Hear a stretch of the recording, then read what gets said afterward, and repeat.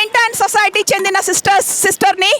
మా Saint an society ఈ ఆరిరవ ప్రాంతంలో ఆరిరవ ప్రారంభం నుంచి కూడా మేము పేదవారి మధ్య పనిచేస్తున్నాము.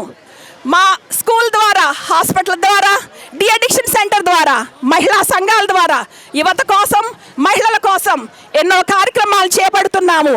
మాది మేధావి సంస్థ కాదు, ఇది ప్రజల సంస్థ. సిస్టర్స్ వస్తారు, పోతారు, ప్రజలు ఉండిపోతారు. మా మహిళలు చాలా ధైర్యంగా ఎన్నో కార్యక్రమాలు చేపట్టారు. ఈరోజు మేము ఉద్యమం చేస్తున్నామంటే కేవలం నేను, మా స్టాఫ్ ఎవరో కాదు. ఇదిగో మన చుట్టూ ఉన్న ఈ 4,000, 15,000 మహిళలు, వాళ్ళకి నా కంగ్రాచ్యులేషన్స్. వాళ్ళు ఎంతో, మా మహిళలు కేవలం ఆర్థిక స్వలంబం కోసం గ్రూపుల్లో ఉండట్లేదు.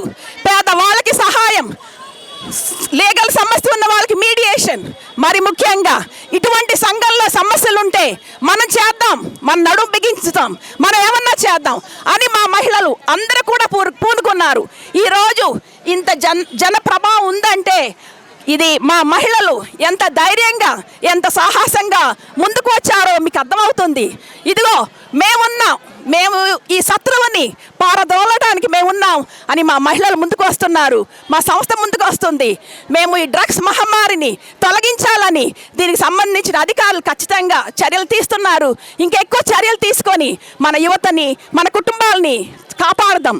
తల్లిదండ్రులకి, కుటుంబాలకి మంచి సమాధానం, సంతోషం, పిల్లలు బాగా ఎదిగి వారికి మంచి భవిష్యత్తు ఇచ్చేటట్లు ఈ డ్రగ్స్ మధ్యలో వారి జీవితాలను తీయకుండా చేద్దాం.